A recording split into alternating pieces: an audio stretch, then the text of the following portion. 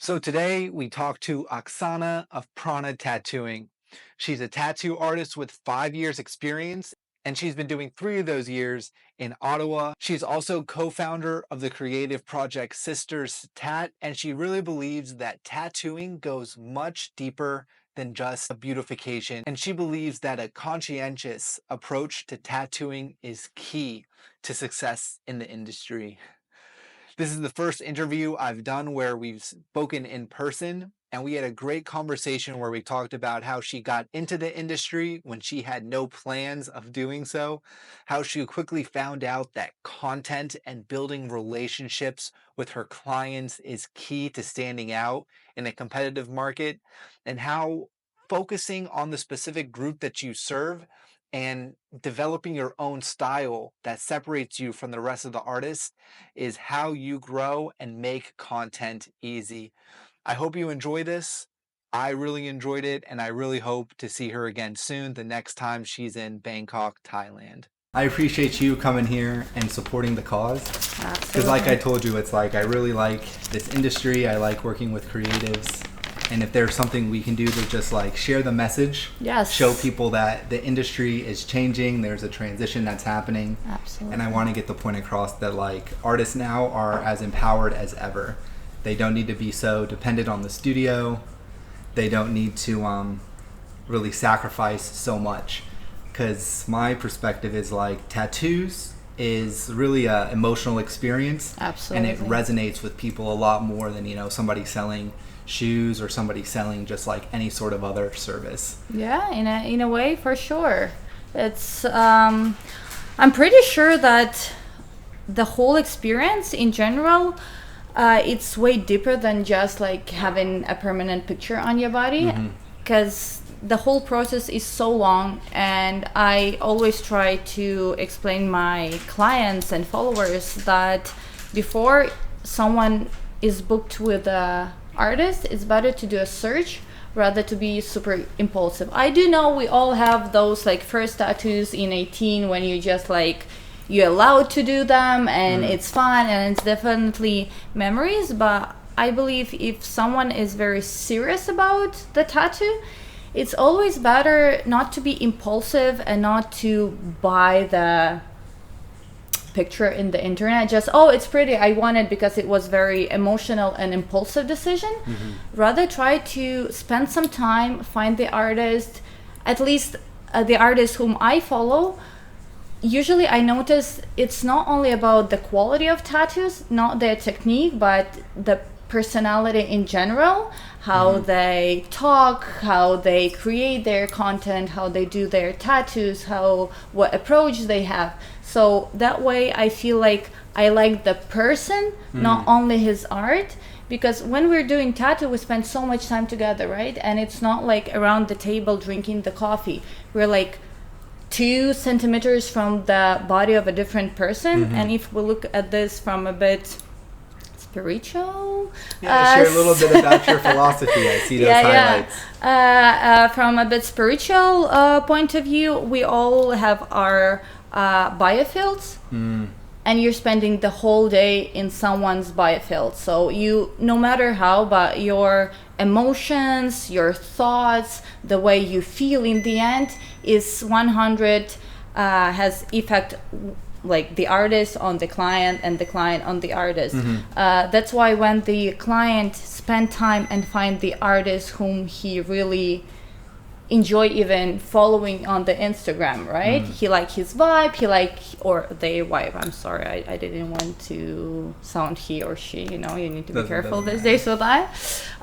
Their vibe, I think then the connection is way deeper, and in the end it's has more potential to become way more interesting project. That's happened with me a few times. Because most of my clients are girls. It just happened that way that I do the fine line and it's way more feminine and dainty. I do have once in a while guys. We shift the designs more, and I honestly found it's a bit more difficult for me when you more like drawing for girls and then you have a task to draw more masculine ornament, it's always okay, you give me a challenge, that's fun, let's try and draw that. But I'm jumping from the topic to topic, that's not good. So in the end, what I mean that if both, no, even more clients, because when we talk about the artist, I think when you start doing not all types of the tattoos, but you kind of decide, oh, I like, for example, as I do, like fine line, and I prefer botanic tattoos and ornaments. And people who like the same, they somehow follow me, they book with me. If I'm brave enough to say no to 10 other requests with, I don't know, like a wolf or a lion or realistic architecture or something else, if I'm not like in that boat that, okay, I can get money, but I'm going the wrong way far from my passion, right? From what I really enjoy doing. In the end, if you're brave enough for long enough, you got more and more people who really like what you're doing, and then you have so much more in common. Your communication is deeper. You discuss more interesting topics. It's not like the, okay, tattoo comes, stamp, it's nothing. Like, I'm in the process because I really enjoy doing this, and the person, people, they always feel that, you know, when you're not just treating them for money, but when you want to make as better tattoo as it's like possible in this exactly moment, it's always win-win, right? So that's what I'm saying. When the clients do a bit of a search and find the artist whom they really like, and maybe sometimes it means to put some money aside because it might be not very affordable, or flying or driving to another city or a country. I did my ornament, we flew to Germany. I was following one girl, and for me it was also a master class, right? I saw how she worked, I saw her approach, studio, equipment, all that. And that's what I always try to give the message to my clients, because sometimes I do have consultations, and I'm saying, like, don't, like, take your time. No need to be very like, oh, I just want it, right? You can't erase it. And the laser, come on, let's be like fair. Laser, it is an answer, but it's painful, long, and I mean, it's a bad idea to have a tattoo with a thought that, oh, if I won't like it, I can laser it. I mean, I do now. I want to cover up my old tattoo, part of it, because I'm not very happy with that. And I could do a cover up, but it meant to have way bigger, way darker tattoo, right? And I'm like, oh no, I don't really want that. So I will just laser part of it. And oh my God, on my personal experience, it takes time. It's super painful. It costs money. So it's also a commitment on few years, maybe depends on the tattoo. Yeah, so nobody enjoys that experience. No, so that's why, like, better to wait. Then that's at least what I think. Better to wait than to be super impulsive with the tattoo. You can never be too late to get a tattoo, right? I just enjoy seeing senior ladies. Sometimes they come to the studio, like 85, she's doing her first butterfly on the shoulder, and she's like, honey, do your best, because I'm going to wear it for next 10 years. And it's incredible. She's still so open-minded to be at 85, still open for a new experience. That's cool, right? And on the opposite, when tattoo is so sociable, acceptable, you're 16, you're taking your parents, you make them sign those parental agreement, and you're taking, do you really need it?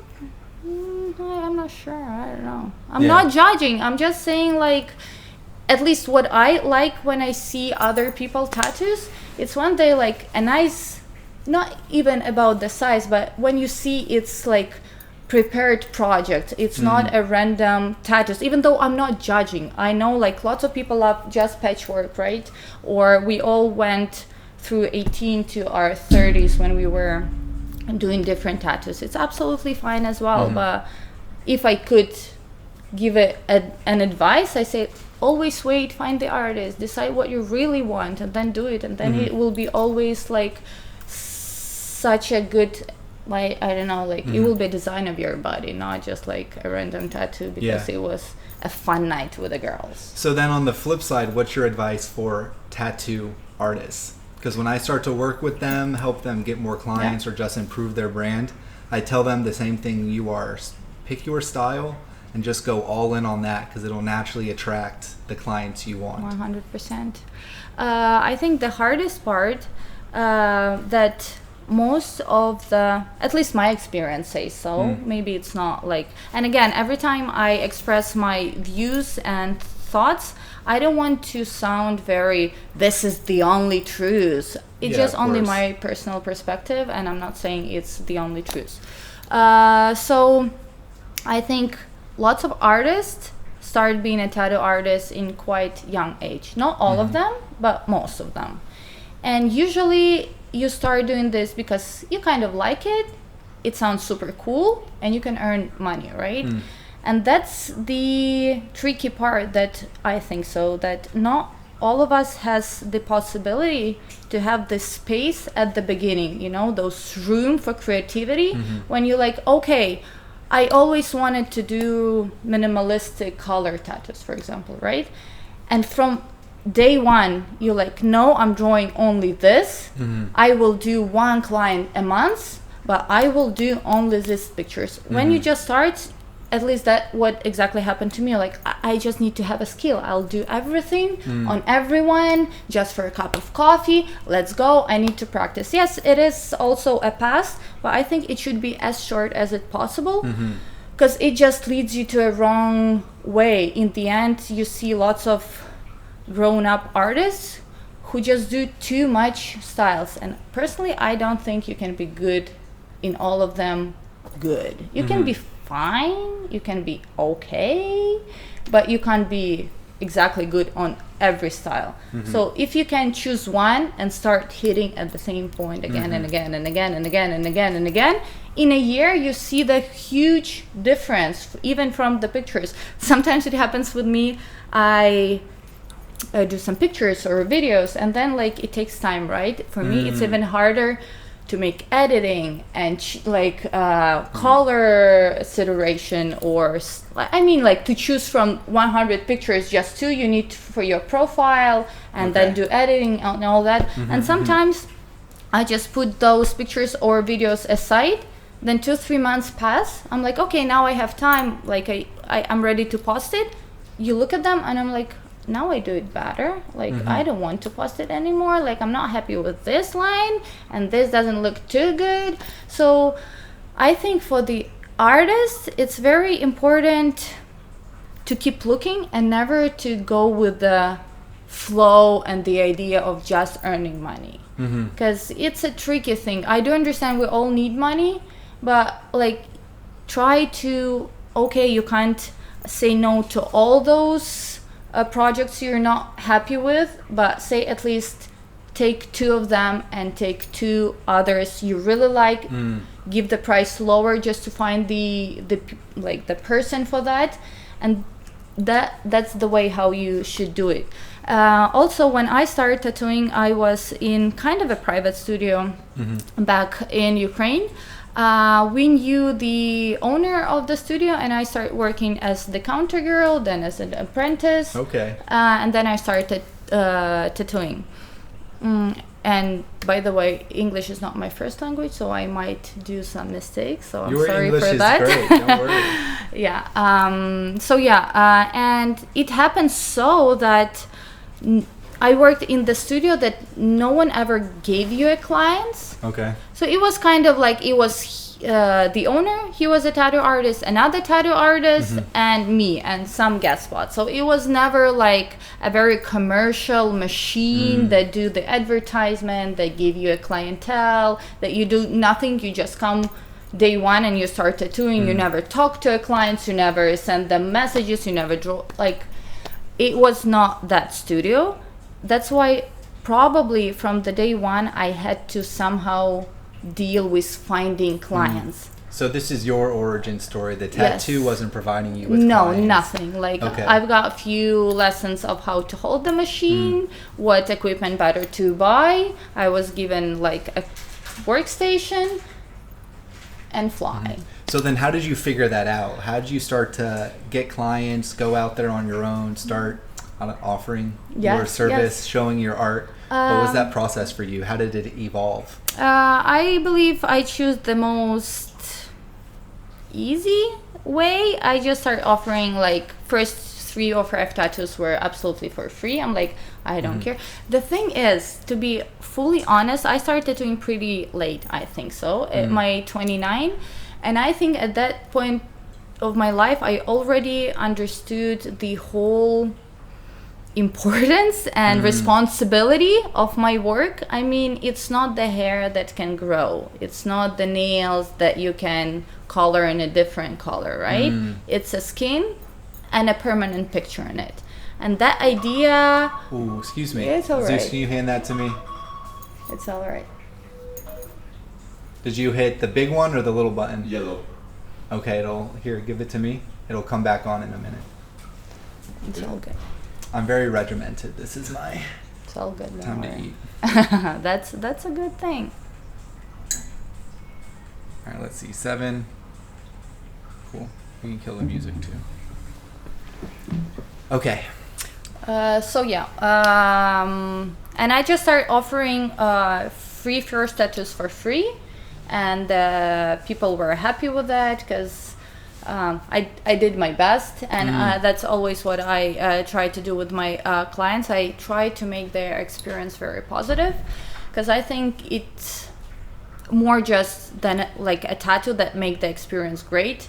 I knew cases when the tattoo itself, the quality, everything was so nice and so cool, like but the whole communication with the artist, there was almost none, right? So the next time probably you'll come, but maybe you're not, because there was no connection, I guess.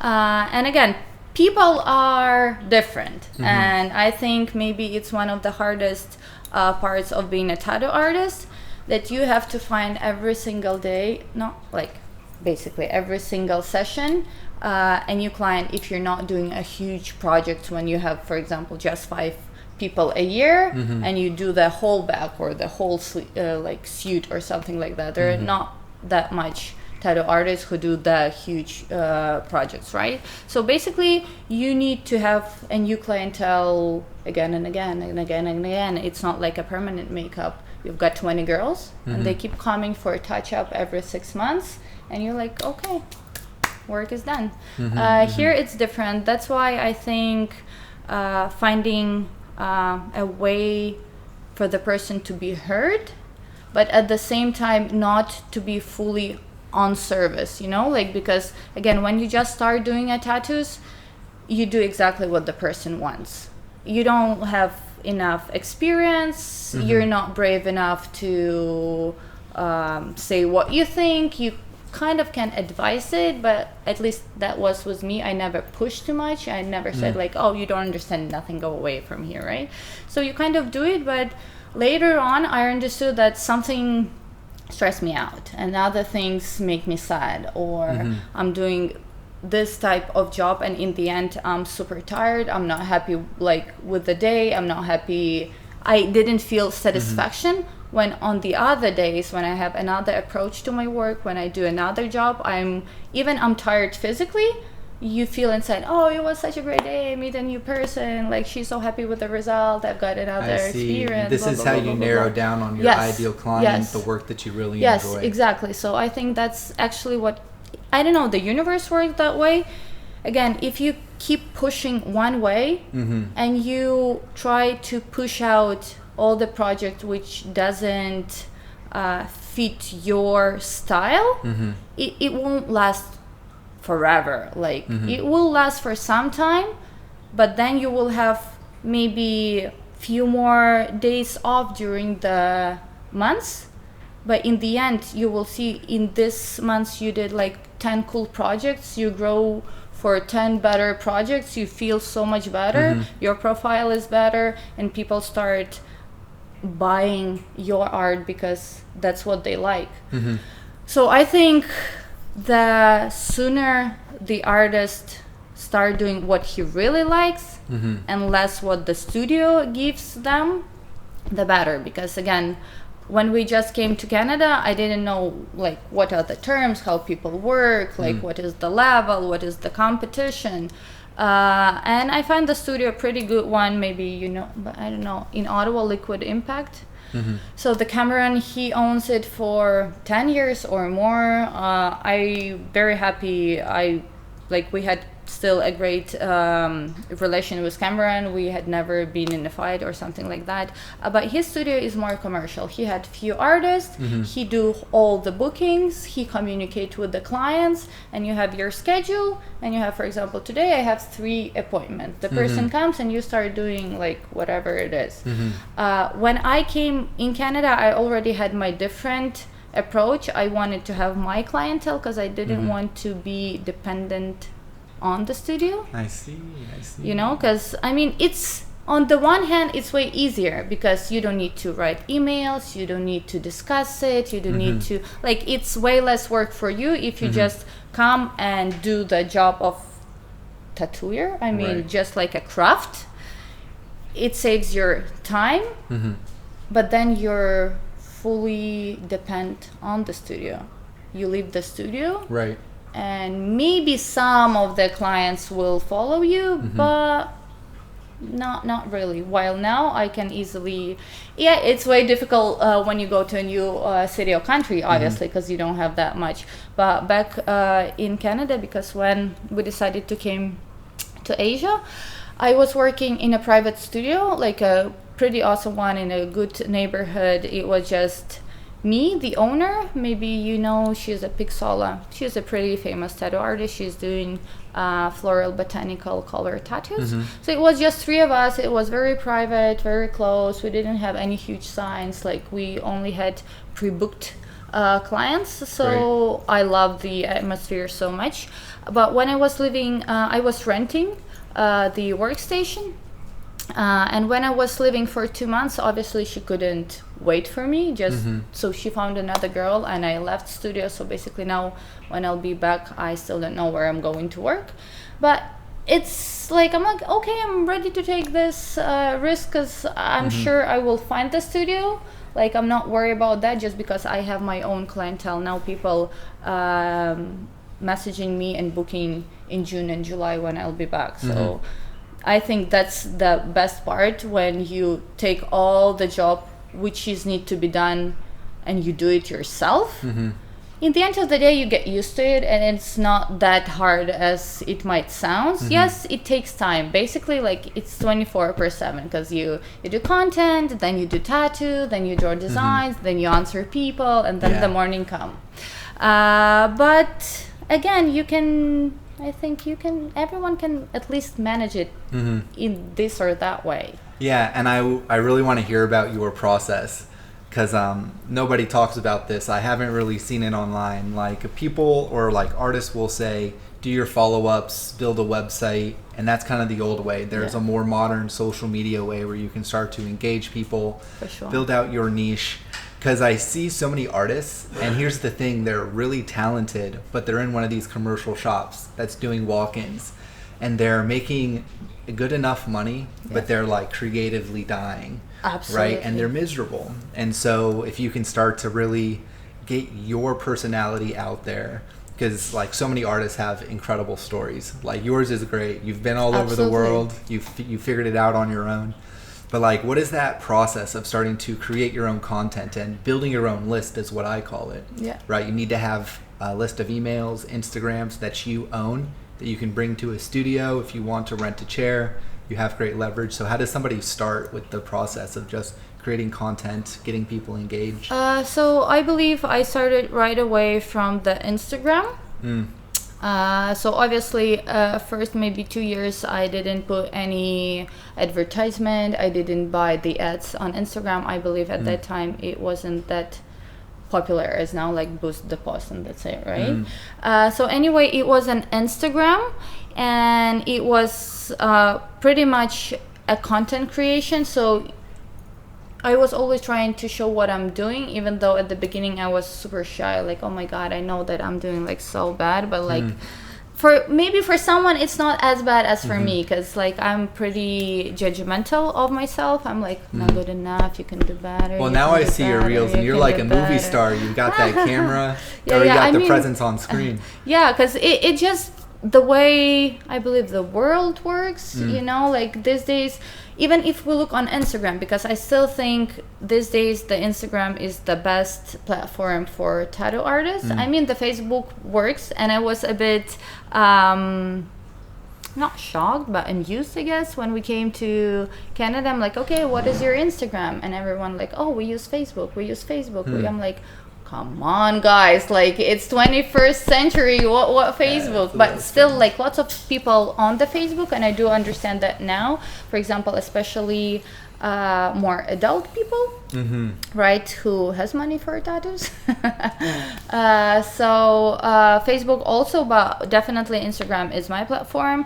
And I would say these days it's pretty easy just to buy the advertisement, and it's the best possible way to reach the followers and clients. The only thing, you still have to create pretty much visual attractive content. It can't be something, you know, like blurry, dark with a bad sound. It doesn't work that way anymore. It shouldn't be, it doesn't mean everyone should buy like expensive camera right away or professional light, but still in a good light, in a good day with a good angle, you can do it. But again, it takes time, right? So to show even how you draw a design, it takes time to record it, to edit it. Even it's not too complicated, especially now with AI. I believe like everything just expands and develops way faster. Maybe in a year or two we will have absolutely good apps that can create the reels, even though they already exist, but it's not always the same as the human can do, I think so. Yeah, of course. So definitely Instagram, definitely active storytelling, reels and posts. I know lots of people hate it, but there is no way you can do it other way. It won't just work. And again, like I believe these days people create so much content that it's pretty hard to stand out from the amount of content. And the truth is, we all know that tattoo artists doesn't create as much content as they could. So basically, I think when we do that, our competition is not other artists, it's rather other content just in the field. Because when you scroll the reels, yeah, obviously, if you follow like only tattoo artists and only tattoo industry, that's what the algorithm will send you. But if you're a regular person, you have different topics on Instagram, right? And to stand out with a nice picture or interesting information, I think that what really helps. Sure. So it's all different, because even if look at my situation with my sister, she started tattooing when she just came in Canada, and for me it's easier to make a video content, while for her it's way easier to create photo text content, right? So what I mean by that, it doesn't mean we all should make reels or videos or talking reels the main like focal point. Just do what feels easier for you and what resonates with you. If you like drawing and show it, just draw and show and post it every single day, and in a few months you'll see the difference. There is no way it won't happen. The biggest problem that we all start, we have no response, not enough likes, not enough appreciation, not enough comments, and you're like, okay, it doesn't work, I don't want to do it, and you get frustrated and you forget it on a 2-3 months, and then you start doing it again. But people who keep doing and doing and doing and doing, you'll see the difference, you see the growth, you see the like all the benefits. But you need to find that frictionless process to put the content out there. It works in this approach, you don't like to do this, then don't do it. It needs to be a byproduct of what you enjoy. And not to force yourself on something, you know. If it's too hard for you, for example, I don't know, to post every single day, you don't need to do that. And I believe even the algorithm of Instagram these days, they don't ask you to do that. I believe the best one, they once in 2 days, I believe so. Like I was watching a few videos. That's another thing. I think it's pretty useful for tattoo artists to keep following the Instagram algorithm and to see how in general the promotion in social media works, because one approach now, it won't work in a year, right? So it changes with the people, with their interests, with, I don't know, some other aspects of the world. So just remember, on Instagram, it started just like a photo gallery, right? And now we're selling, we're promoting, we're creating portfolios. So that's what I'm saying.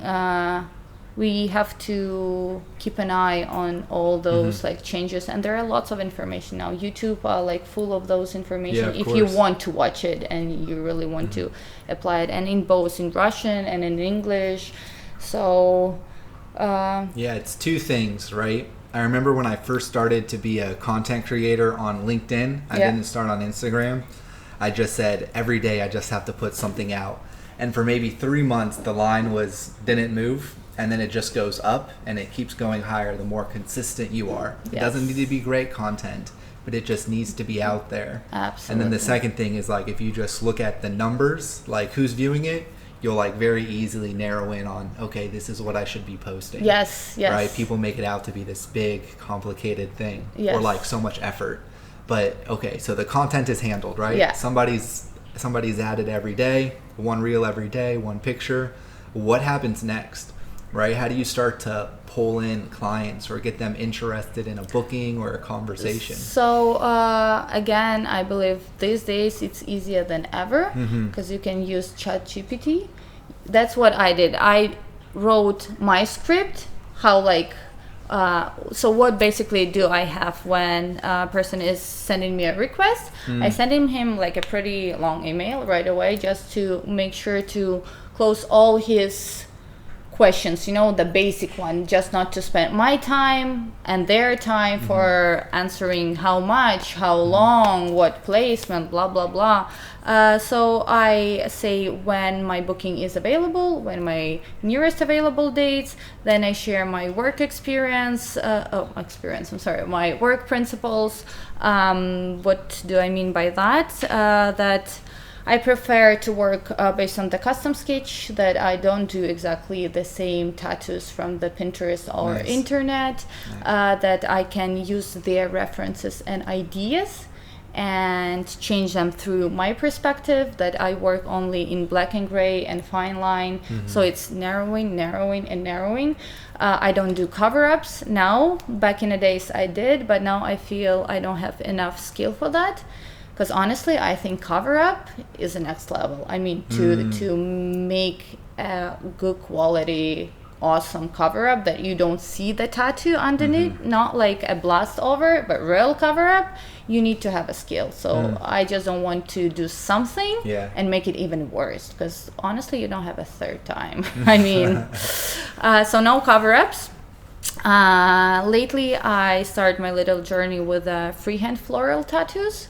Oh, very cool. Yeah, I was very uncertain about that, because I think honestly when you do a freehand, especially when we do botanic things, not obviously like architecture or portraits, it's almost impossible, but with the botanic and floral things, it's so much easier to create a free flow of the body, to create a real nice movements when the tattoo moves with your body, with your muscles, depends on the placement, when it's a right size, rather than to draw it on the tablet and then you still spend time on finding the right size, changing it. Because like sometimes, even though I always ask to send me the picture of the placement the person has, because again we have all different bodies, the lengths, the lengths of the trunk, of the our joints, the wideness, the all those things. So I always draw the design based on the placement of my client, not just a regular shoulder, because shoulders can be so different, right? Yeah, of course. So it's another thing. And if we do a freehand florals, my price is a bit cheaper because I spend way more time on drawing. I still find myself on the very beginner stage of that. I mean, I'm doing better, but At the beginning stage of the freehand. freehands, yeah. Because on the tablet you have time to redraw it and remake it, put it like, okay, I draw a bit, look at that on this design tomorrow. Oh, now I see it's not good enough. But when the client is with you, it's a bit of a pressure. Yeah, but I love that you're kind of taking a step back, maybe making a bit less for those jobs, but you're even distinguishing yourself even more. You know, I can see a future where you're just a killer when it comes to the freehand floral tattoos. I really want that, and my biggest goal. Sure. I would really love to find my signature. We know there are lots of botanic flowers, right? Everyone loves floral tattoos, and I do understand why. But at the same time, I can see different flowers, and I can definitely say who did it. It's the same rose or peony, but it's not the same. Something different, the way the artists do it, make him stand out from the crowd. Same with ornaments, same with some realistic tattoos, the technique, how the artists put the ink. Anyway, in a certain period of your career, you have a chance, I believe so, to find your signature. The way everyone will know that it's my flowers, right? So it's a long-term perspective for me. I'm going that way. But anyway, everyone have to start from something, right? So I just drew a few months on the paper. Actually, I find it's even different on the paper with the pen and on the iPad and Procreate. It's a bit differently it feels. I don't know. I draw more on the tablet, but I think if you want to develop your drawing skills, it should be a paper and a pencil. I don't know why, it just feels different. I don't know, more real. Yeah, more real, more tactile. Line weights yeah. are different. You can find all those things. So I start drawing on the paper, and then again the same technique. I said I'm doing 70% off, just come and let me draw on you.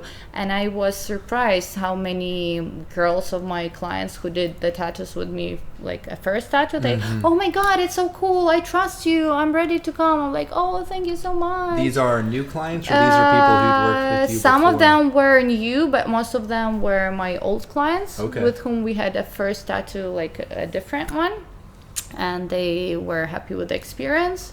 So yeah, and now I keep drawing, I keep working on that.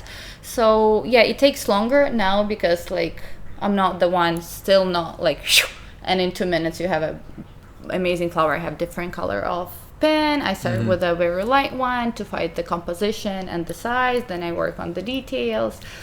But again, I always try to be very fair with my clients in terms of price and time.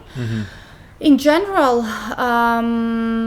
I don't really think that a lot of artists can do very fast and with very high quality. I mean, maybe if you're in industry for 20 years and it's you're doing it with closed eyes, probably, but I keep noticing and following even very famous artists, and I noticed that none of them trying to do it fast. I mean, I noticed on my experience, if I try to do it faster, most of the time the quality reduce. That's just how it is, right? I mean, sometimes people don't understand a word about tattoos, and they're like, okay, I want a colorful sleeve in 1 day, and you're like, oh my god. Is that where the rushing and doing it fast comes in? The client is saying they want it sometimes yes, sometimes I don't get booked because for someone it's too expensive, for example, right? I'm saying, okay, I can do it in 2 sessions.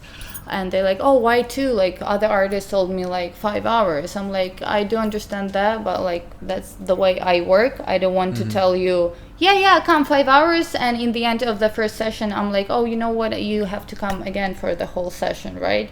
It's not how it works. So usually I try not to be very specific, like 5 hours. I try to work 5 hours because I notice it's the best time frame when I can be focused and concentrated. Sometimes I work longer if someone comes from a different city or town, and it's like, you know how Canada huge, like 7 hours drive one way, right? Yeah, you drive everywhere. Yes. So that then I work longer. But if I have people from Ottawa, I try to work less, just to make sure I'm really into the process, because when I get tired, I notice the quality get, like, it's not what I want to do. It's just the body, you can't be as focused as it is. You get more tired. I don't know. So then what advice do you have for negotiating those prices and session lengths? Because a lot of people get nervous about that. They value themselves way too low. Yes. They quote a wrong number and the client disappears. Yes. How do you approach that and make sure people are coming in? Once I heard a good strategy, and I was practicing it for a while now. So for example, when you have a certain, let me say like 100 per hour, if you're charging per hour, because I know some artists charging per piece. Okay. So for example, this one, the ornament, and I do understand why, because to make this little ornament so straight and sharp, like in 3 hours, you need to spend 5 years, right? So she's charging by piece, and I do understand that she spent back there those time to be able to do it as fast as and as good as it now. So it's absolutely fine. Others charge by hours. And I was trying to work both ways and kind of like seeing how the people responds. Sometimes it's easier for people to know the fixed price for the project. But few times I was in a interesting position in a way that the skin, the pain tolerance was different, right? The body was way, for example, longer, and I charge a certain amount. I was thinking I will finish it in 5 hours, but I was working 7 or 8, right? Or the person couldn't sit for, like, he need more breaks to like to move, to stretch, to drink water. It's always the big guys that need more breaks, right? The girls will sit the whole time. So on the other hand, charging by hours, it's easier for the artist, because I mean, you know how much did you work, and you say in advance, okay, for example, like 150 per hour, and the person knows that. So I would say that's how I do. When I see that, first of all, I don't like to be booked like months in advance. I know that some artists are booked for years. So how far are you booked out? Usually I open my booking for 3 months, and I'm very happy when I have like one full book months in advance. For example, now my June is fully booked, and I'm very relaxed and easy. But when you have 6 months booked, and for example, you need to go somewhere, or you, I don't know, get ill, or something has happened, you're not flexible at all, because you can't like move people too much, right? That's why I don't want to be under the stress of that long booking. And every time I see that my booking is fully booked on 2 months and more, I raise the price. So what happens, like, it gives me a flexibility. Like, it's enough to have 2 months booked, right? Like, in this 2 months, I can book next 2 months. But at the same time, I'm pretty flexible if I need to change something. And at the same time, it gives me a response that, okay, now people are ready to pay for my work this amount of money, and they're ready to wait 2 months to get my tattoo. Okay, maybe I can raise a price tiny bit. Lately it was a bit more difficult, because everything, like the Canada became less stable, and the election and all the what happens in the world. So I didn't raise anything for maybe half a year or something, just to be on the safe side. Sure. But I think it's a pretty good strategy to see if you're booked in a month or in a two, and then just raise it slightly. I know, I'm not sure if it's a regular practice, but I, for example, take a deposit for custom design, and this deposit is not included in the our price. Because, for example, if it was a ready design, for sure, like you come and, for example, if I draw my own from my own imagination and I put it on the highlight available, I don't take money, anything from that. But if the person comes with his own references, ideas, pictures, and he want to combine, I don't know, that's the interesting thing too, because with ornaments, I find it's way harder, at least for now, to find clients than for floral designs. Because ornamental designs, it's not a certain object, it's more abstract one. Sure. And lots of people just like, but what is this? What does it mean? Like, what is the meaning of that? Meaning of the tattoo is not that deep conversation, because everyone want to have like very personal, deep, most of the people, at least my clients, like very like put a meaning into that. And few of them just like, oh, I just like it. I don't know, it looks cool. I wanted to see on my body. I'm like, oh, you're the best. Because it's so easy to work with those people, you know? They like tattoos because they like tattoos, not because they want to memorate some like very important. Even though, again, I'm not judging. I'm just saying when people want to put under the behind the tattoo a specific meaning, sometimes it's narrow the space for creativity, because you somehow still have to reflect the expectations and their visions and their meanings in that. So with the ornaments, it's a bit harder because people don't understand what is that. It's just like abstract one. But what I try to explain them that exactly behind this abstract picture, you can put any meaning you want. You will know it in your heart. But for the rest of the world, it will be just a nice design, you know?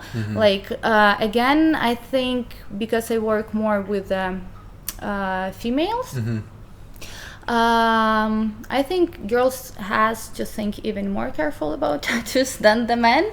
Just because when we all young, it looks all cool and amazing. But most of the time, when you get 40, 45, and 50, you're not like a badass anymore, you know, this cool girl on the bike. Most of the time girls became mothers and they want to be more like feminine and like more classy, I guess. So I believe with ornamental and floral tattoos, you're always on the safe side, you know. It's not like a specific object that might lose its importance in time, because most of us like get first tattoos 18, and our brain, part of our brain is still not developed to understand the consequences of our deeds. So around 30s, you're like, oh, it's fun, but maybe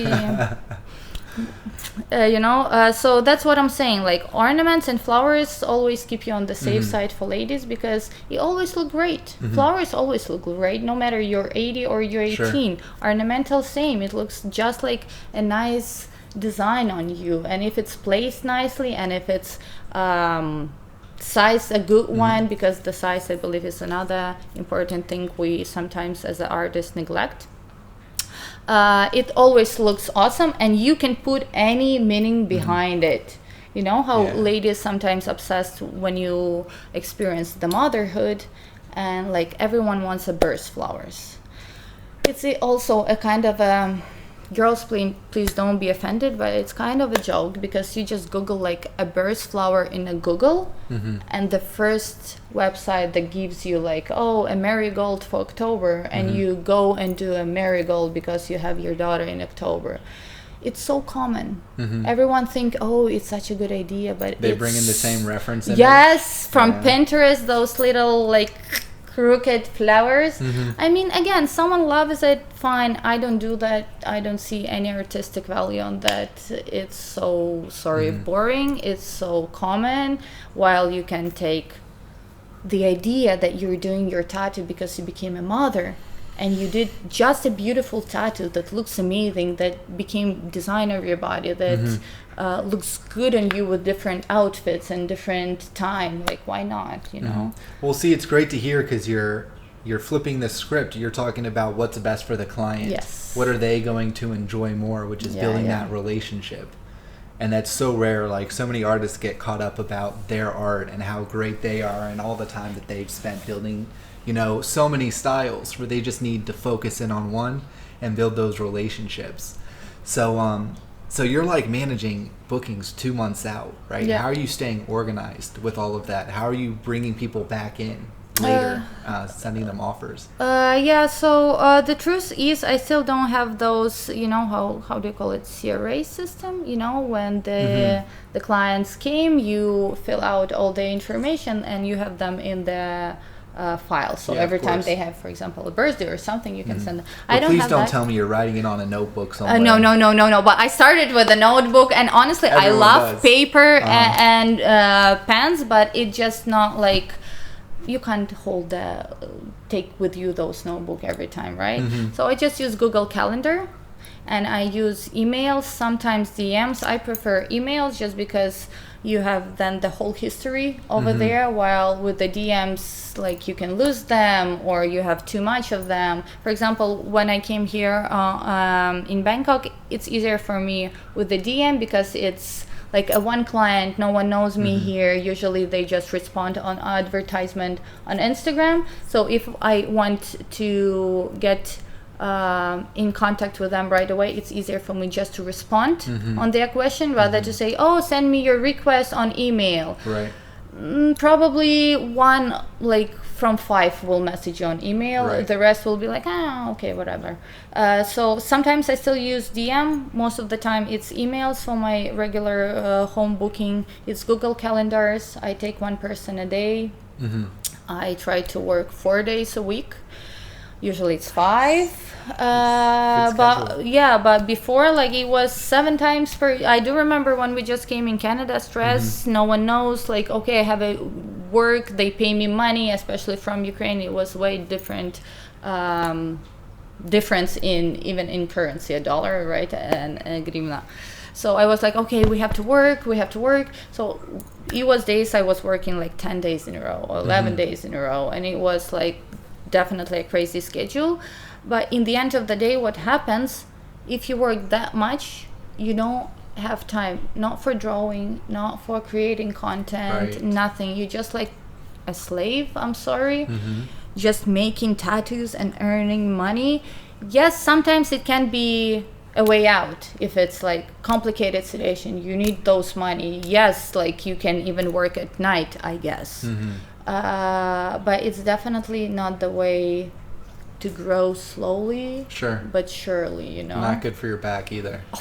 Oh my god, that's eyesight, back. I take massages, I have my shoulders one higher than the other one. So those things, sometimes people are like, oh, I want to be a tattoo artist. I'm like, oh yeah, it sounds so cool, because I do remember when Yuri told me, like, oh, would you like to try to be a tattoo artist? Because in some certain period of my life, I was like searching for myself, whom I want to be. Like, I graduated with my MA, then I've got my little business, a coffee shop, whatever. I was searching, and just because we had artists in the family and he had tattoos, he's like, I have like a friend, a tattoo artist, why don't you go and try? I'm like, oh, it sounds so cool to be a tattoo artist. Cool story, yes, wow, let's go and try that.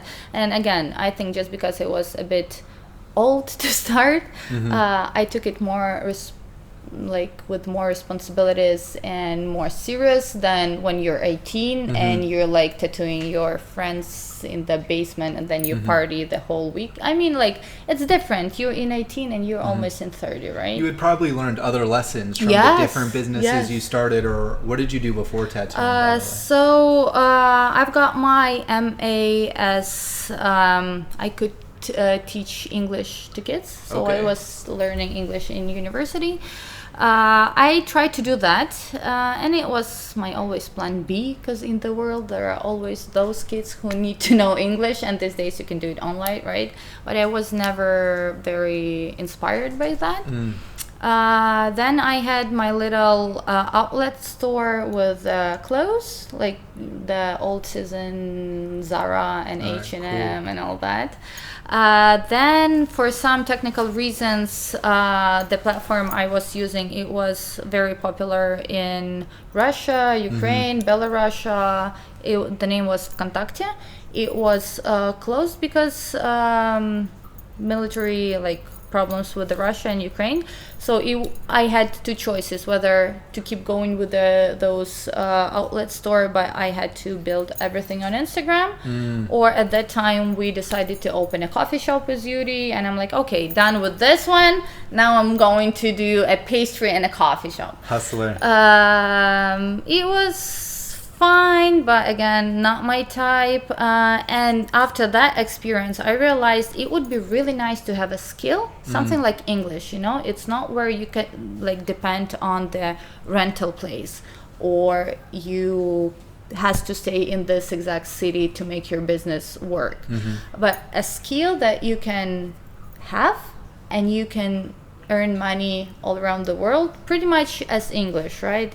You can always teach English to someone, and it's not the best option, not the worst option, I'm sorry. So it was the same, I would love to have a skill, so I was thinking about maybe makeup artist or something like that, but being a tattoo artist sounds so much fun, so I'm like, yeah, let's try it.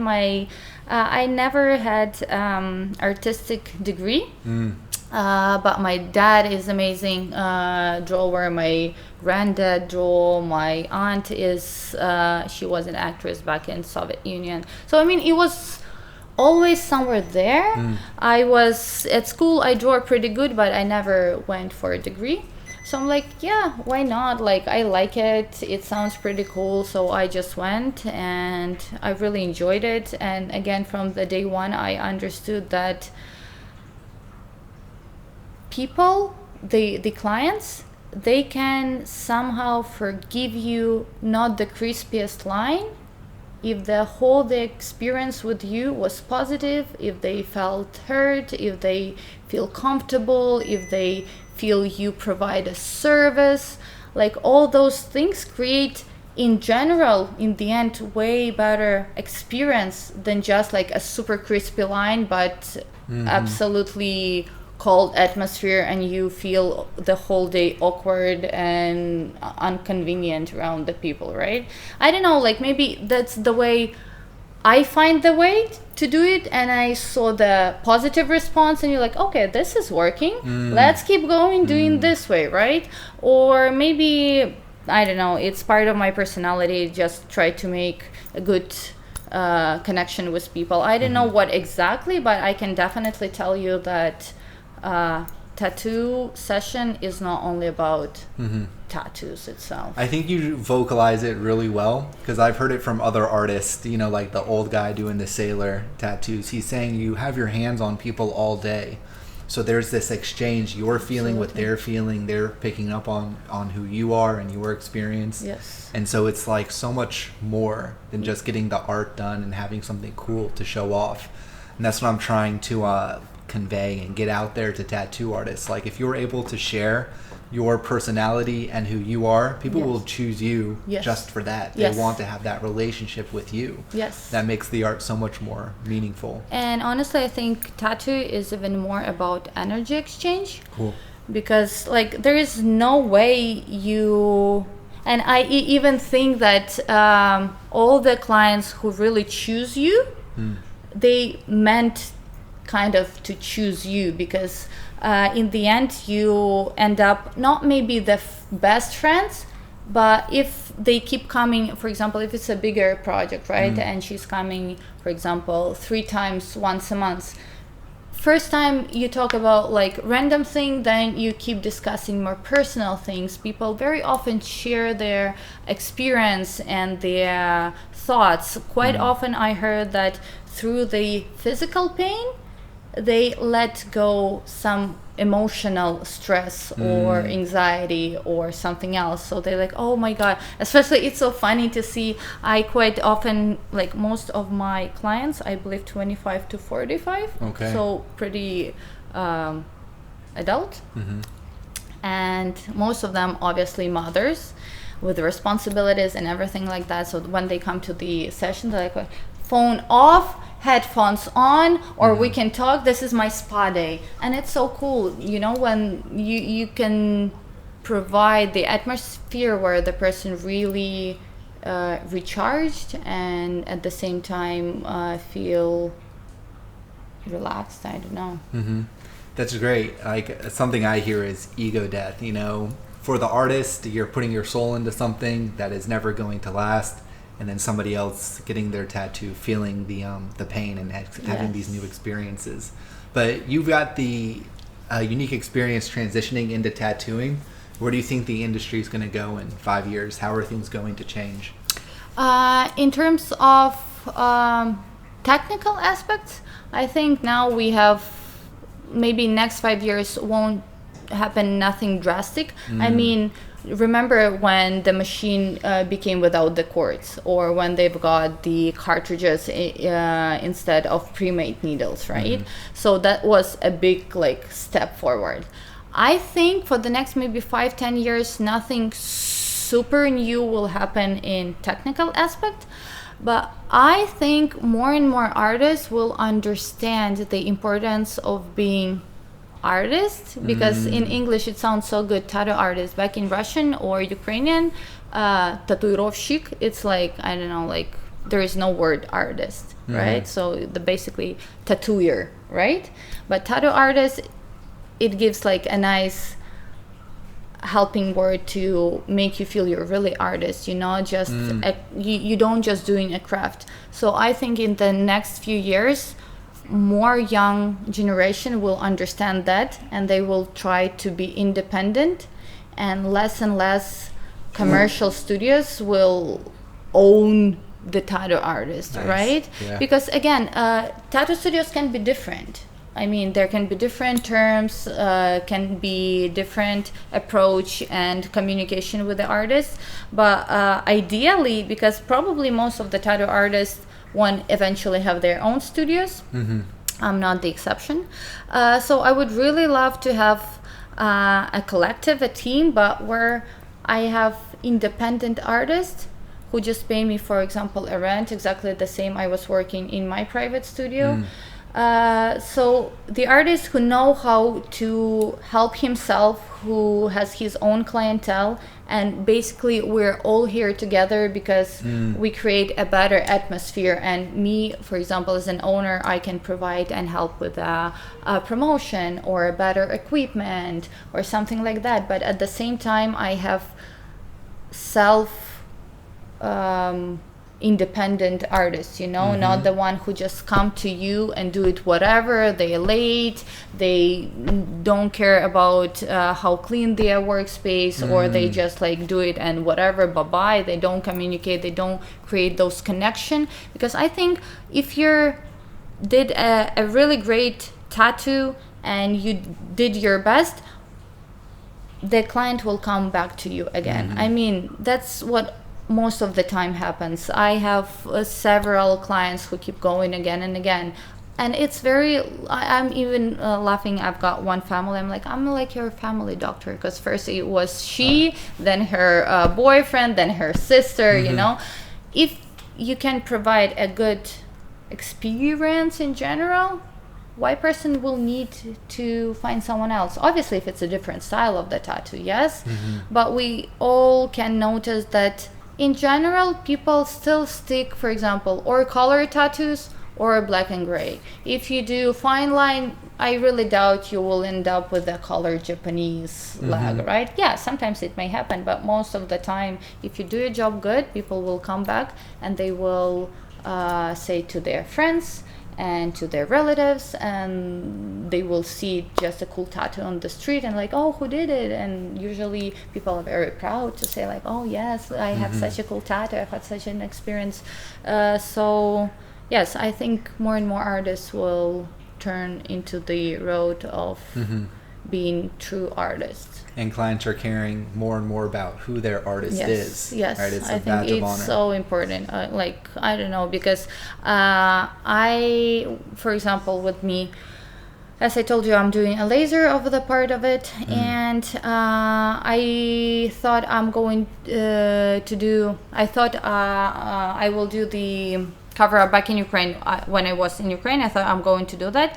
But again, the artist I met and who could do that, after some communication, I just like. Probably not. I just don't feel the vibe. Even though I like the work of it, probably you could do it nicely, but I just don't feel the connection. The person doesn't resonate with my energy. I don't know. That's great. I think that's the vibe. Those connections, the energy. Okay, so I have one more question Yes, for you. go ahead. But in the meantime, look into the camera. Tell people where they can find you. Okay, guys. So obviously Instagram. My Instagram is Prana Tattooing. You can email me at pranatattooing@gmail.com. I do have threads, but let's say I don't have them. So basically, yes, it's Instagram. Feel free to follow me, message me. I'll be happy to see you. Okay, so everyone who comes on, we have them write a question for Okay. the next guest. And so this was from a gentleman from the UK. He says, what would you do if you weren't a tattoo artist? You had to change today. Okay. If I were in, I have even two answers. For example, let me say I'm still in Canada, living that life, but not a tattoo artist. I would probably will go to real estate. I think you'd be good at it. You're quite charismatic. Yeah, and I have my cousin. She's in a real estate, and she's really good. So I'm like, okay. I was thinking about that. If something was wrong with the tattoos or I couldn't make it, I would probably go and try that field. But when I was younger, back in Ukraine, I was also thinking to enter the university for, how do you call it? Basically what you do, like hosting the YouTube or a channel or something like that. Media? Yeah. So probably still media, because I'm not afraid of camera. And it's something that comes with me pretty easy. So I think that's the sign that if it goes easy, go and master it. Why would you go to something what doesn't go with you and try to make it work, you know? So yeah. 100%. I mean, I was doing software for a while. I really liked marketing, but I didn't like working for big companies. And as soon as I found this niche or helping independent contractors, it takes off. Yes. Right? Okay. Cool. Well, thanks for coming. Absolutely. Thank you for having me. It was absolutely fun.